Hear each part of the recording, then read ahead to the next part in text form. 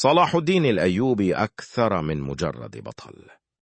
لم يكن مجرد قائد عسكري ماهر استعاد القدس من الصليبيين، بل كان رمزا للوحدة الإسلامية في زمن تشظى فيه العالم العربي. قوته لم تكن في سيفه وحده، بل في حكمته وإدارته الرشيدة لمملكته المترامية الأطراف. كان قائدا عسكريا عبقريا، لكنه كان أيضا رجل دولة حكيم، حريصا على بناء جسور التواصل مع كل من حوله حتى أعدائه.